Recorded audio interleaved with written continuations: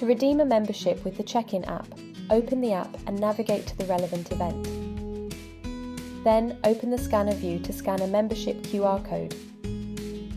Click Redeem to check in your member at the door.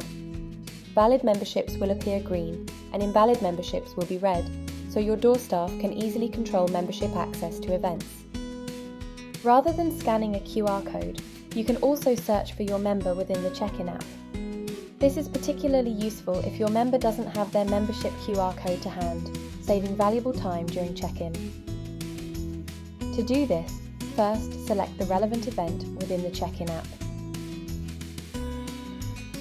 Click Door List and then select the Memberships tab.